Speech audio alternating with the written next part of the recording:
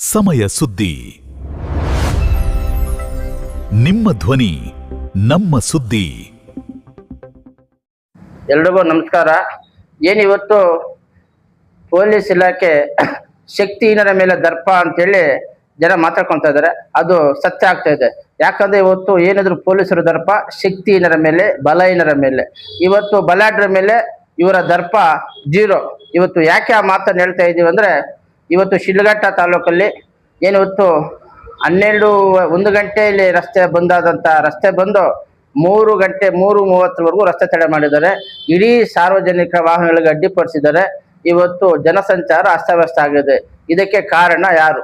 ಇವತ್ತು ಪೊಲೀಸ್ ಇಲಾಖೆ ಇವತ್ತು ಪ್ರಜಾಪ್ರಭುತ್ವದಲ್ಲಿ ಹೋರಾಟ ಪ್ರತಿಯೊಬ್ಬರ ಹಕ್ಕು. ಆದರೆ ಮೊದಲೇ ಪೊಲೀಸ್ ಅನುಮತಿ ತಗೊಳ್ಬೇಕಾಗಿತ್ತು, ಪೊಲೀಸರಿಗೆ ಮಾಹಿತಿ ಕೊಡಬೇಕಾಗಿತ್ತು, ಅವರ ಅನುಮತಿ ಮತ್ತು ಮಾರ್ಗಸೂಚಿಗಳನ್ನು ಅನುಸರಿಸಿ ಇವತ್ತು ಹೋರಾಟ ಮಾಡಬೇಕಾಗಿತ್ತು. ಆದರೆ ಇವತ್ತು ಏಕಾಏಕಿ ಯಾವುದೇ ಅನುಮತಿ ಪಡೆಯದೆ ಏಕಾಏಕಿ ಇವತ್ತು ಶಿಡ್ಲಘಟ್ಟ ಹೈವೇ ರಸ್ತೆ 4 ಗಂಟೆಗಳ ಕಾಲ ರಸ್ತೆ ಬಂದ್ ಮಾಡಿದ್ದಾರೆ. ಅಂದ್ರೆ ಇವತ್ತು ಪೊಲೀಸರು ಯಾವ ರೀತಿ ಕ್ರಮ ವಹಿಸ್ತಾ ಇದ್ದಾರೆ?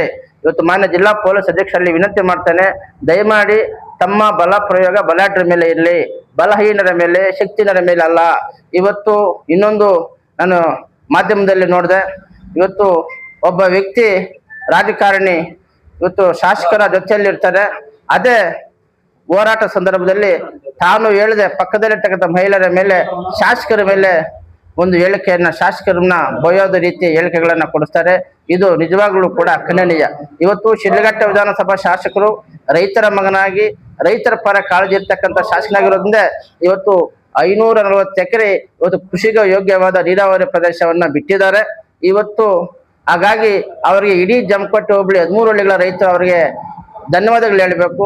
ಇಡೀ ರಾಜ್ಯದಲ್ಲಿ ಯಾವ್ದಾದ್ರು ಬಿಟ್ಟಿದ್ರೆ ಅದು ಜಮಖಂಡಿ ಹೋಬಳಿ 13 ಹಳ್ಳಿಗಳು ಅಂತ ಹೇಳ್ತೀವಿ. ಮತ್ತೆ ಇನ್ನೊಂದು ತಪ್ಪು ಸಂದೇಶವನ್ನ ಕೊಡ್ತಾ ಇದ್ದಾರೆ ಮಾಧ್ಯಮಗಳ ಮುಂದೆ. ಜಿಲ್ಲಾಧಿಕಾರಿಗಳು ಸಭೆ ಕಳಿಸಿ ನಮ್ಮನ್ನು ಬಂಧನ ಮಾಡಿದ್ದಾರೆ ಅಂದ್ರೆ ದಯಮಾಡಿ ಅದು ಸತ್ಯಕ್ಕೆ ದೂರವಾದ ಸಂಗತಿ. ಜಿಲ್ಲಾಧಿಕಾರಿಗಳು ಹೇಳಿರ್ತಕ್ಕಂಥದ್ದೇನು, ನನ್ನ ಅಧಿಕಾರ ವ್ಯಾಪ್ತಿಯಲ್ಲಿ KIDB ಬರೋದಿಲ್ಲ, ಆ ಸಂಬಂಧಪಟ್ಟ ಇಲಾಖೆಗೆ ಹೇಳಿ ನಾನು ಮಾತುಕತೆ ಮಾಡಿಸ್ತೇನೆ ಅಂತ ಹೇಳಿದರೆ, ನಾವು ಕೂಡ ಹಿಂದೆಗೆ 88 ದಿನಗಳಿಂದ ಅನಿರ್ದಿಷ್ಟ ಧರಣಿಯನ್ನ ಜಿಲ್ಲಾಡಳಿತ ಭವನದ ಮುಂದೆ ಮಾಡ್ತಾ ಇದ್ದೀವಿ. ಈಗಾಗಲೇ ಜಿಲ್ಲಾಧಿಕಾರಿಗಳು ಮೂಕ ಪ್ರೇಕ್ಷಕರಾಗಿ ಮೌನವಾಗಿದ್ದಾರೆ. ಹಾಗಾಗಿ ಈ ಮಾಧ್ಯಮದ ಮೂಲಕ ಮತ್ತೊಮ್ಮೆ ಮಾನ್ಯ ಜಿಲ್ಲಾಧಿಕಾರಿಗಳಿಗೆ, ಜಿಲ್ಲಾ ಪೊಲೀಸ್ ಅಧೀಕ್ಷಕರಿಗೆ, ರಾಜ್ಯ ಸರ್ಕಾರಕ್ಕೆ ವಿನಂತಿ ಮಾಡ್ತಾ ಇದ್ದೇನೆ, ನಮ್ಮ ಬೇಡಿಕೆಯನ್ನ ಈಡೇರಿಸಬೇಕು. ಯಾರು ವಿಲನ್ ಪಾತ್ರ ವಹಿಸ್ತಾರೋ ಅವರು ನೀವು ಗೌರವ ಕೊಡೋದಾದ್ರೆ ಮುಂದೊಂದು ದಿನ ನಾವು ಕೂಡ ಕಾನೂನು ಕೈಗೆ ತಗೊಂಡಾಗ ಆಗ್ಲೂ ತಾವು ಕೂಡ ಮೂಕ ಪ್ರೇಕ್ಷಕರಿರ್ಬೇಕು. ಯಾಕಂದ್ರೆ ಇವತ್ತು ವಿಲನ್ ಪಾತ್ರ ಯಾರು ಮಾಡ್ತಾರೋ ಅವರಿಗೆ ತಾವು ಗೌರವನ ಕೊಡ್ತಾ ಇದ್ರಿ, ಅವ್ರ ಮೇಲೆ ಯಾವುದೇ ರೀತಿ ಕ್ರಮವನ್ನು ವಹಿಸ್ತಾ ಇಲ್ಲ. ಯಾರು ಕಾನೂನು ಚೌಕಟ್ಟಿನ ಒಳಗಡೆ ನಮ್ಮ ತಾಲೂಕು, ನಮ್ಮ ಜಿಲ್ಲೆ ಯಾವುದೇ ರೀತಿಗೆ ತೊಂದರೆ ಆಗಬಾರ್ದು, ಶಾಂತಿ ವ್ಯವಸ್ಥೆ ಭಂಗ ಆಗಬಾರ್ದು ಅಂತೇಳಿ ನಾವು ಗಾಂಧೀಜಿ ತತ್ವ ಆದರ್ಶದಲ್ಲಿ, ಬಾಬಾ ಸಾಹೇಬ್ ಅಂಬೇಡ್ಕರ್ ಅವರ ಮಾರ್ಗದರ್ಶನದಲ್ಲಿ ಹಿಂಸಾತ್ಮಕವಾಗಿ ಮಾಡದೆ ಇವತ್ತು ಸತ್ಯ ಮಾರ್ಗದಲ್ಲಿ ಹೋರಾಟವನ್ನ ಮಾಡ್ತಾ ಇದ್ದೇವೆ.